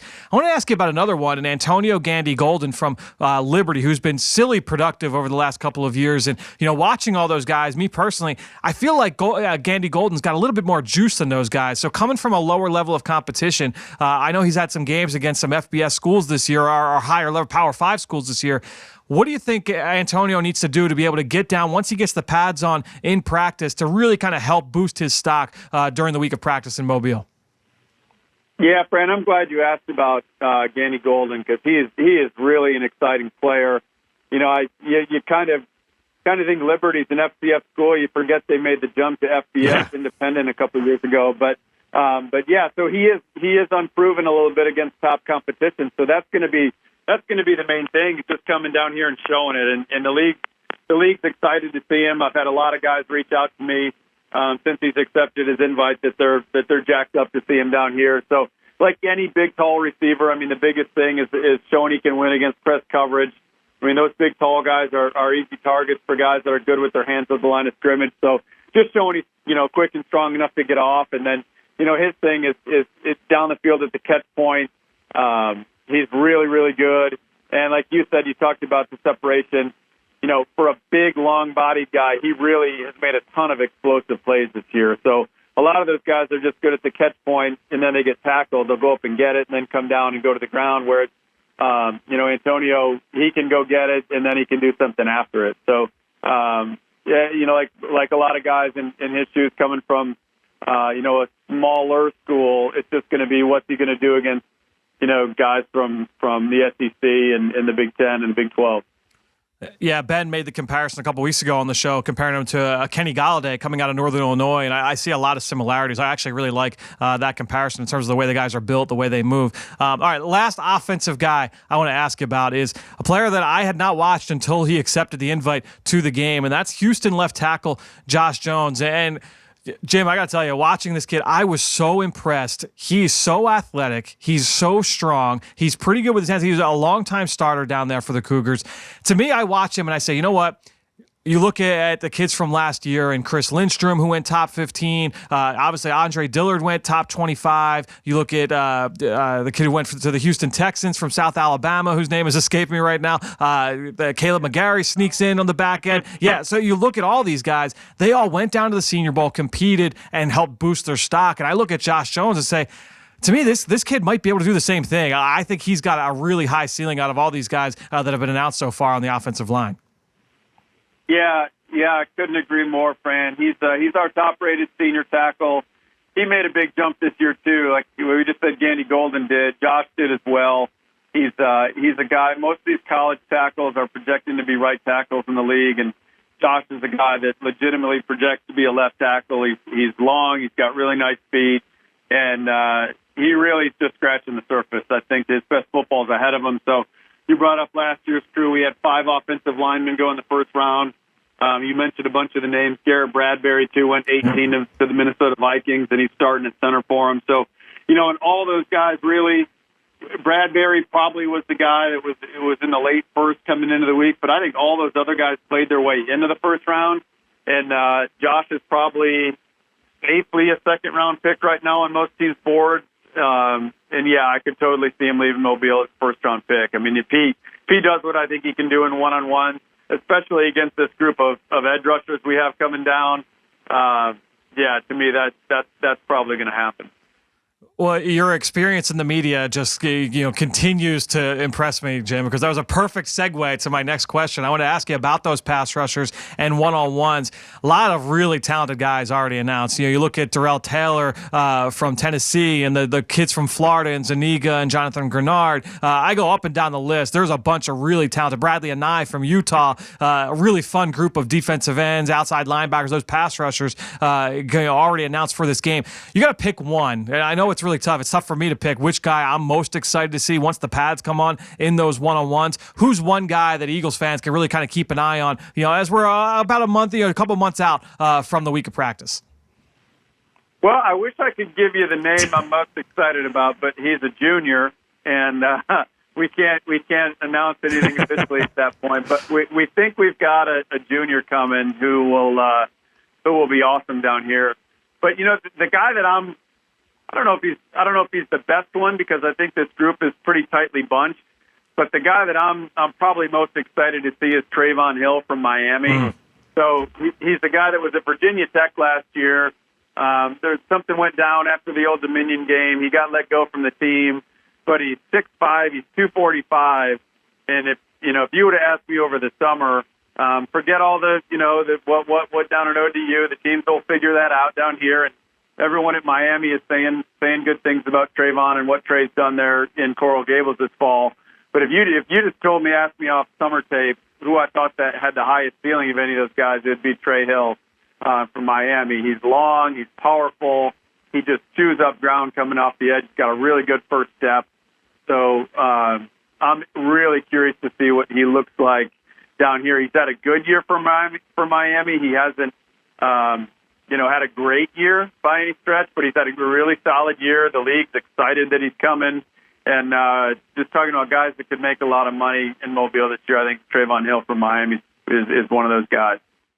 You got to love that explosive first step. You mentioned how much ground he eats up off the ball. I want to ask you now about another team that that has just. I think they've got 6 acceptances, and that's Utah out west. We've been talking about that defense all summer long, leading into the fall, and they have not disappointed. Obviously, you have the running back Zach Moss as well, but players at all 3 levels. With Lakey Fotu and Bradley Anai up front on the defensive line, Julian Blackman in the secondary.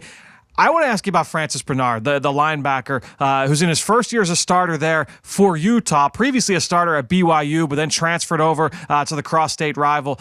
What are your thoughts on Francis Bernard? Give us the quick scouting report on what he can bring to the NFL. How do you feel like he translates to the next level?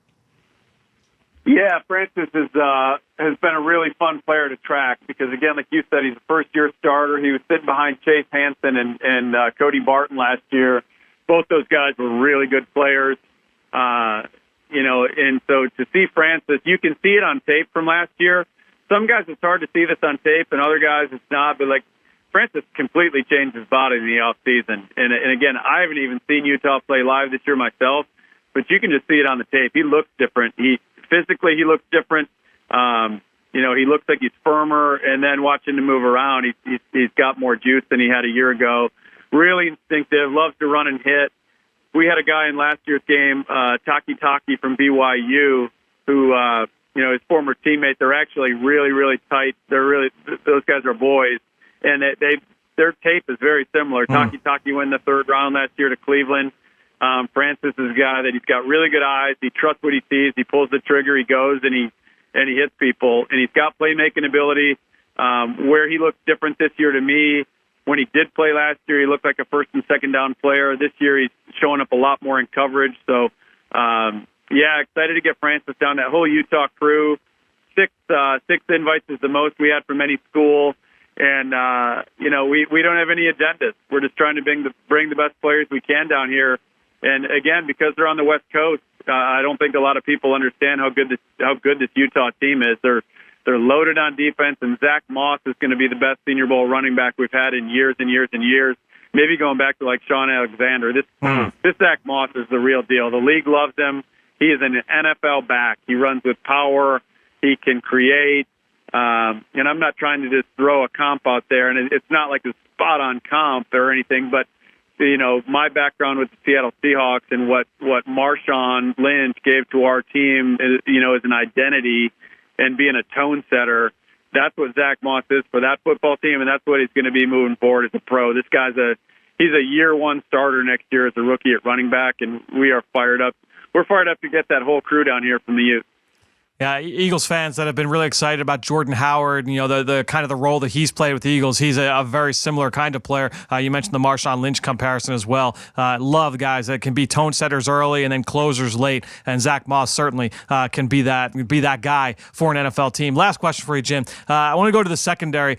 Two Big 12 corners, coming into this game so far. Jeff Gladney from TCU, who's got a big matchup this week that I'll touch on a little bit later in the show. And then also AJ Green from Oklahoma State. Two different body types, but two players that I feel, after watching both on film extensively, I feel like have a shot to be top three corners in a future NFL team. What are your thoughts on those guys, how they compare and contrast and make that transition to the NFL? Yeah, a little different body types, right. I think Gladney starts next year. I think somebody drafts Jeff Gladney to start in the NFL next year. We had Rock Ya-Sin from Temple down here last year. He's starting for the Colts. I think Jeff Gladney's as good as any corner we had last year. He's an absolute ball magnet. Just even if you look at the box score on a weekly basis, this dude's getting like 2, 3, 4 PBUs every week, it seems like. So he doesn't get tested a lot. But, those guys that don't get tested a lot, they tend to fall asleep a little bit. And Gladney is dialed in, which is a really cool trait for a corner to have. He doesn't have any lapses. He's a really good reactive athlete. He can just match people. He can stick with people. And then when he's in position to make a play, he gets his hands on balls. So really good pure cover guy. He can play any kind of coverage. I think AJ Green's a little different. I think there's a little wide variance on where teams see AJ. Yep. Press man teams really like him. Off man teams, it's probably not their cup of tea. But for a press man team, there's a lot of teams playing a lot of tight man. So AJ's going to fit for a lot of people. He is really talented as well. He was a guy that, for me, doing him over the summer, I thought was a no-brainer for our game. And when there's guys in that category, like, I don't even have to go back and watch a ton of tape in the fall. If I watch the summer stuff and I know that they belong here. And AJ certainly belongs. He's had a great year for him. He's another guy that doesn't get tested a ton, but just with his length and his ability to finish, to me, he's a guy that at minimum is going to be a third in the league, and I think he's going to be a starter eventually as well. Yeah, watching him, I love how he's so natural and comfortable at the line of scrimmage and does not panic if he's threatened vertically, which I love to see. And Gladney, a little bit of a preview as a matchup we'll see in one-on-ones. I loved the way that kid battled and competed against Colin Johnson, who's got like 7 inches and like 30 pounds on him. Really fun watching that battle when TCU and Texas faced off. So a little bit of a taste what we'll get in one-on-ones. Jim, thanks so much for joining us. Hope to talk to you again before we head down to Mobile, but keep the good news coming. Excited to see what you guys have coming over the next few weeks. No, I appreciate it, Fran, and all you Eagles fans, get your way down to Mobile in late January. It's an inexpensive trip, and I promise you won't regret it. You come to Mobile once, you're going to be coming every year. It's an incredible week of football. We haven't done a great job promoting it over the years to fans, and we really need to start doing that because the football doesn't get any better. We've got some great events through the week, so just hop on our website, seniorbowl.com. We're going to have everything that's going on during the week, and you'll have Fran Duffy down here to hang out with too. So that's a bonus. But Fran, thanks for having me on again. Absolutely, Jim. And for Eagles fans, it's a one-stop flight. We'll go from Philly to Pensacola, nice easy drive up the highway right into Mobile into downtown. It's an awesome trip. I love it every year. Jim, looking forward to seeing you down there, man. Thanks again for coming on. Yeah, man. Anytime. Well, I love having Jim on anytime we can get him because he brings just so much insight from his career as an NFL scout. Remember, he spent so much time both in New England and in Seattle. Well, with those two teams, it just so happens that this week on the Eagle Eye in the Sky podcast, fueled by Gatorade, I sat down with Greg Cosell, and he and I talked about what we saw on film from the Eagles' loss to the New England Patriots and what they'll see this week against the Seattle Seahawks. So a little bit of Jim Nagy flair here on the Eagle Eye in the Sky podcast, fueled by Gatorade. Make sure you check that out each week. Even if you're not an Eagles fan and you're just into the X's and O's, I think we kind of talk about the game in a big picture way where you'll learn more and more about the game. So wherever podcasts can be found, make sure you go check out the Eagle Eye in the Sky podcast, fueled by Gatorade. All right, let's get now to the next segment of the show. It's time for Tony Pauline, Draft Buzz. Let's start at the top here with some Tua Tagovailoa news. Now it's time for Draft Buzz. Well, joining us once again here on Draft Buzz on the Journey to the Draft podcast, driven by AAA, none other than our friend Tony Pauline. Tony, let's get into it. Obviously, the big news of the week is the injury to Tua Tagovailoa, the quarterback from the University of Alabama. I don't know how much you've got in terms of the latest news, but if anything that's different from what we've already heard. But let's talk about this from big picture, because obviously there are a lot of ramifications from this, both from a college football landscape and then also from the NFL draft. We all hope that he's okay and is able, to extend his career and keep playing. But let's step away from that part of it. Let's talk about this from an NFL draft standpoint. How much could this and how much do you think this will affect his stock, assuming, of course, that he does, in fact, declare for the draft still? It's going to affect it significantly. How much? I mean, that remains to be seen. The early word was optimistic out of his surgery, but still there were so many questions that need to be answered, and he's still going to have to undergo combine medicals or be examined by NFL team doctors who will then make the determination if he enters the draft. If I had to put a number on it right now, I think he right now goes in the 20s at the latest. If he enters the draft and makes himself available for next April. It's a bad situation all around. He never should have been on the field at that time, considering he was coming off of ankle surgery and he could barely walk after the LSU game. They had a 4-touchdown lead. Nick Saban saying they were working on a 2-minute offense. It's been the same starting quarterback for 2.5 years, basically the same receivers, most of the same offensive line. It's unfortunate, but it's also was unnecessary. Yeah, I mean, aside from that part of it, just you feel terrible for him, and obviously, what he's got going. Hopefully, he's able to make a full recovery. Adam Schefter on Tuesday morning reported that he will be able to start throwing again early in the spring. So we'll see. Hopefully, that can help. I don't think teams are going to be worried about his ability to throw. I think it's more, all right, is he going to be able to stay healthy? Even if the athleticism isn't quite what we have expected from him over the course of his career. that's okay. It's more like, okay, what is the chances of a re-injury here down the road? How much is he going to be able to, to stay healthy? I mean, that's going to be the big question with Tua. It's really unfortunate, but we'll see. Obviously, a lot of time between now and April, and that's if he decides to declare. Because certainly, it wouldn't shock me if at the end of this he said, you know what, I'm going to go back and play a full season next year, and continue to kind of prove my wares. But no, just a really unfortunate injury. But all right, let's get into if he's even able to play next season. I mean, we don't know that. Yeah. I mean, this sort of hip injury can take a while to heal, to rehabilitate, to get back to full strength, even if he does get back to full strength. So we don't even know, if he's going to be able to play next year, what sort of shape he's going to be in to play next year. And when it comes to the draft, I mean, there's no set narrative, because every team will look at it differently. Every team has their own set of doctors and medical staffs. I mean, you look at Jeffrey Simmons and Montez Sweat last year. Not too many people expected Jeffrey Simmons to be selected as early as he was taken, considering that knee injury he sustained, in February as he was getting ready for the combine. And then you had Montez Sweat with all those rumors swirling about a pre-existing heart condition and how he was going to drop out of the first round. And it got to the point where the Washington Redskins thought that he was just too good of value to pass up, and the rewards outweighed the risk. It may be something like that with Tua Tagovailoa, but it's just way too early to tell. Yeah, and that gets me thinking, okay, like if there's a team that doesn't have a pressing quarterback need now, but has an aging passer that maybe they want to help to groom a guy behind him for, 2 years, 3 years down the line. I'm thinking maybe the LA Chargers or a team like that where, you've got a quarterback that's a little bit older, but is still going to be here for a couple more years. That might be a good fit for a guy like Tua, where you don't know what he's going to be in 2020, even in 2021, but you can continue to get him into your system, kind of get him incorporated. Something interesting to watch for sure. All right, Tony, let's get into the next segment here. Stock up. Who's a guy who's really helped himself over the last few weeks when it pertains to the 2020 draft? Well, lost in the injury to Tua was another fantastic performance by Devonta Smith of Alabama. Yep. He had 6 receptions for 92 yards. Several big plays before that injury was suffered by Tua really helped put Alabama out ahead.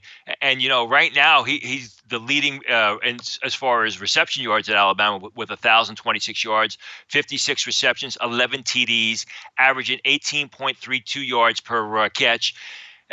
A lot of people love Henry Ruggs. I just don't see the Henry Ruggs love. And I really think that Devonta Smith is just an underrated pass catcher. He's a big play pass catcher. He finds the end zone. He's got dependable hands. He comes up in the big spots. He shows an ever-improving game. And really, most of his damage came in the first half before Tua went down with the injury. They didn't need him in the second half. And that's the way it is, with a lot of these Alabama games. They're so far ahead after 2 quarters, they don't need these guys to step up in the second half. I just think Devonta Smith's performance on Saturday, as well as the entire season, really has gone understated and really not spoken about enough, really as far as as it pertains to the NFL draft. Yeah, and I think with all of those receivers down there, it's going to be big to see if they can continue to produce with Tua out and, what they're able to continue to put on film. Obviously, Devonta Smith showing up 2 weeks ago now against LSU on the biggest stage. So a huge couple of weeks for him. But all right, let's go now from a player who is playing at the pinnacle of college football to a guy very much off the radar. Let's get to your small school standout for this week. Last year it was Keelan Doss from Cal State Davis, who really said, people were talking about, had a good postseason at the Senior Bowl, went undrafted, but he's doing a decent job for the Oakland Raiders right now. I'm going to go to another Cal State school, Cal Poly. There's a receiver out there by the name of J.J. Koski, who's averaging 21.4 yards this season on 40 receptions. He's got 8 TDs. Last year on 33 receptions, it was 20.2 yards. He's a big play receiver. He has 8 TDs this year. He has a nose for the end zone. He's very reliable. Decent size, over 6 foot tall, 195 pounds. Probably his speed does not match the stats, but he still is a terrific vertical threat. I think it's another situation like Keelan Doss where he may fall out of the draft. If not, he's a late round pick. But when he gets into the right system at the next level, I think J.J. Koski is going to be a good receiver. Bunch of really, really exciting games here for this weekend in college football, Tony. A bunch of ones that I'm really excited about. What's one individual matchup that you feel will have an impact in next April's draft that you'll kind of keep an eye on here in this weekend? Everyone talks about the Ohio State offense and how it's running on all cylinders. They talk about J.K. Dobbins. They talk about Justin Fields. It all starts up front. And in my opinion, Thayer Munford, their left tackle, is one of the most underrated guys on the offensive line, underrated offensive prospects. I think he's more of a third-round, potential early day 3 pick. But this week he goes up against Tua Gross-Matos of Penn State, who's having an okay season. He's really not lighting the world on fire. 30 tackles, 10.5 tackles for loss, 6.5 sacks.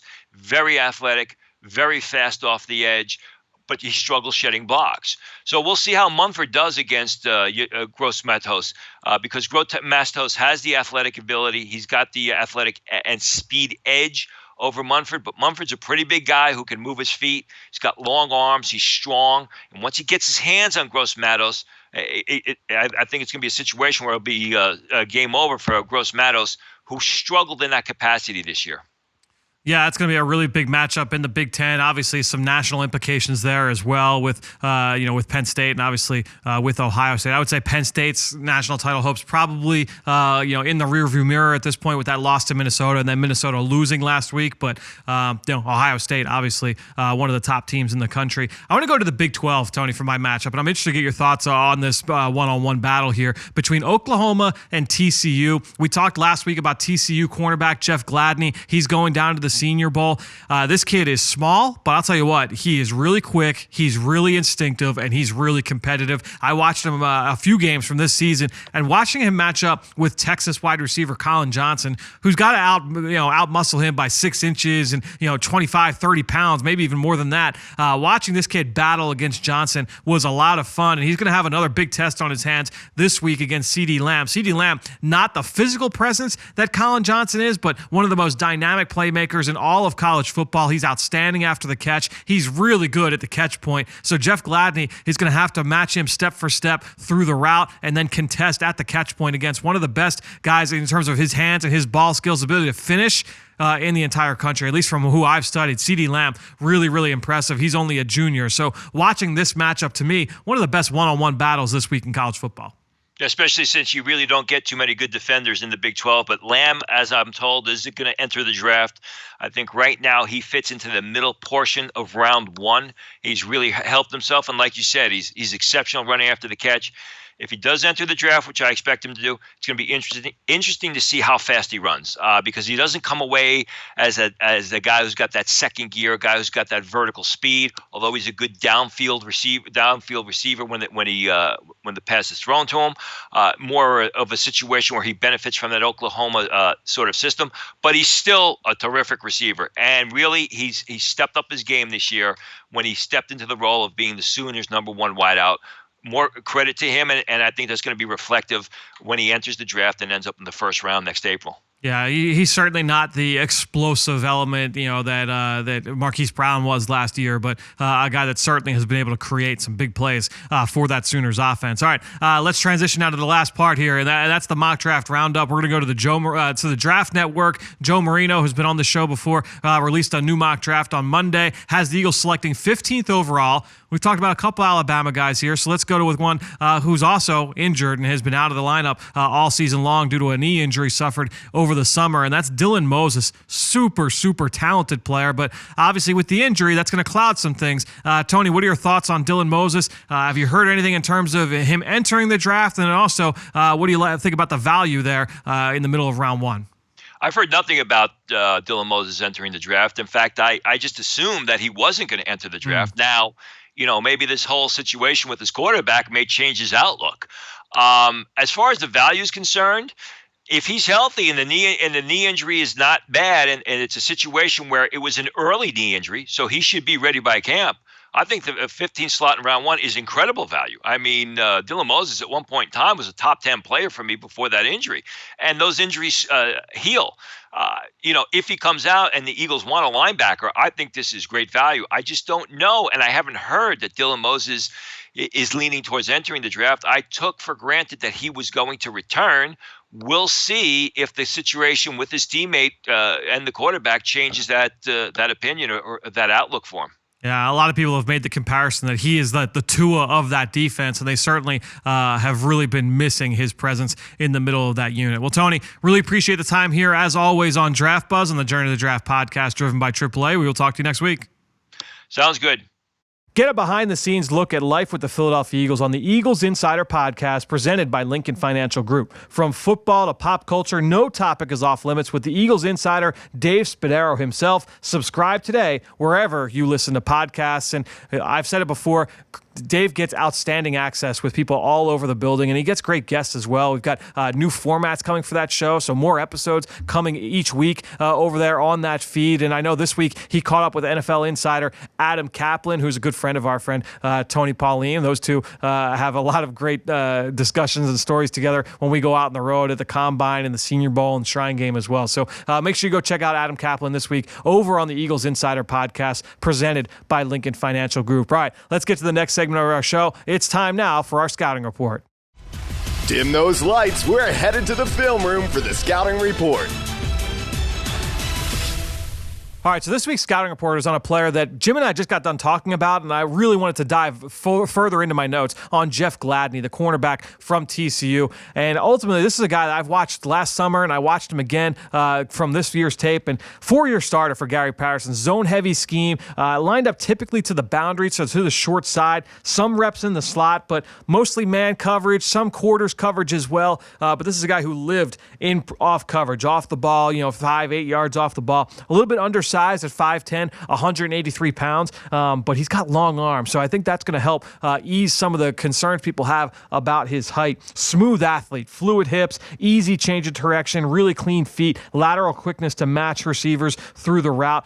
Reportedly, he's got outstanding time speed. He was a freak list guy. Bruce Feldman does that freak list every summer on the top freak athletes in college football. He had him at 4.34 in the 40-yard dash. Also, talk about some of his weight room numbers, squatting over 600 pounds, benching over 400, cleaning over 400. This guy gets after it in the weight room, and that time speed is also very, very impressive. And I think that that lateral movement shows up on film time and time again. He's got really quick feet in his pedal, very clean and efficient when he's got to drive on throws. His instincts in zone coverage really show up. You can see why or how this kid has been a 4-year starter. Reads route concepts really well. Good idea of what offenses are trying to do to attack them in coverage, and he's able to get himself to the football. Really comfortable, really in off coverage. I mentioned that's where he plays most of his time, and really he looks good when he keeps things in front of him and he can just drive on the football.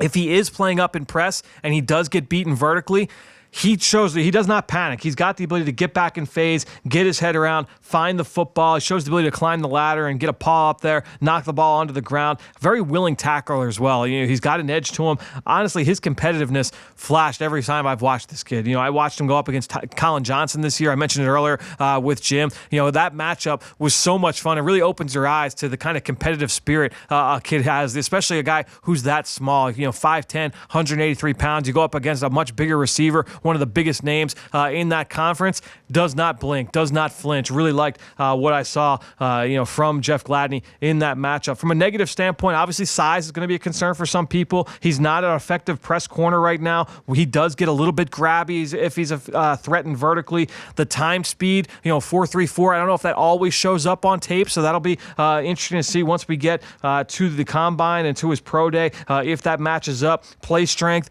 again, at that size is going to be a concern. Getting off blocks, rerouting receivers. Can he get pushed off the route sometimes? That's all going to be a question with him. But everything else, you really don't have a lot of questions about him overall. He's a really smart corner. This is my final statement on him. He excels from off coverage. I like his instincts. I like his competitiveness. He's the kind of guy you want in your defensive back room. Fit best in a zone-heavy scheme. He's got minimal slot experience, but I do think that may be his best spot when it's all said and done due to some of his other limitations. He'll give up some catches to bigger, faster guys, guys, but I think he's going to stick as a top 3 corner for an NFL team. May not be the guy in a secondary room, but I think he'll be a nice piece in an NFL secondary. So Jeff Gladney, a guy really, really excited to see more of him when we get down to the Senior Bowl. All right, let's wrap this show up. Last segment, it's time for Draft Mailbag. Now it's time to hear from you, the fans, in the Draft Mailbag. All right, so I failed to mention it already on the show, and I kick myself every single time I do this. But if you like what you've heard here today on the show, please just do us a favor. Go on to Apple Podcasts or Stitcher, wherever you listen, and just give us a rating. It doesn't have to be 5-star. We appreciate the 5-star. It doesn't have to be 5-star.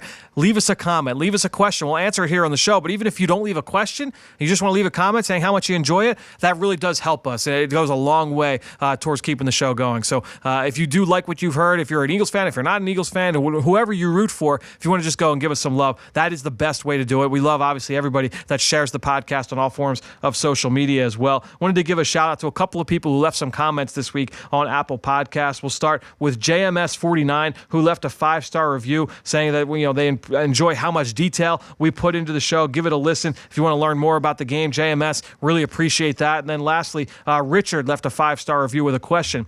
Is there a Tyreek Hill comp out there who is draft eligible? Not just a fast guy, but a twitchy guy who is also physical for his size. So it's always difficult when you want to try and project the elite players, right? Find a comparison for an elite player because, those are tough to come by. That's why they're elite players. But there are some guys that I think have really elite speed. And I haven't seen a ton of them, but I have seen a few so far. The one that I've said, the one senior that I would say this guy's got elite top-end speed is Jonathan Johnson out of Missouri. He's a little bit small. He's been a long-time punt returner and kick returner for the Tigers down there in the SEC. He is going to the Shrine game, so we'll get a chance to see him in person down there as well. He's a guy that I would put in that category. He's got some holes in his game and things that he's got to figure out, but if you're talking just purely off speed, he certainly has that. I could throw John Hightower from Boise State into that list as well. I think he'll run well. I don't always see that play speed on film, but I think he will run well. From the juniors, obviously, look, Henry Ruggs, he's got outstanding top-end juice. I have to watch more of him before I make a Tyreek Hill comparison, but certainly a guy that can take the top off of defense. Jalen Reagor from TCU, he's crazy fast. He's got that kind of a speed. He's really twitched up. Could break 4.3 when it's all said and done. He's made some incredible catches down the field. So you talk about a guy who's got speed and ball skills. This kid certainly has shown that. He's a junior, so we're not sure if he's going to be in this draft or not. Those are the guys that I would say off the top of my head that I would put in that elite speed category at this point. Obviously, plenty of others that are going to run well, but we'll let that decide. We'll let that continue out here as we continue through the pre-draft process. So that'll do it. A ton that we've covered here once again here on the Journey to the Draft podcast driven by AAA. Thank you again for listening. We will talk to you next week.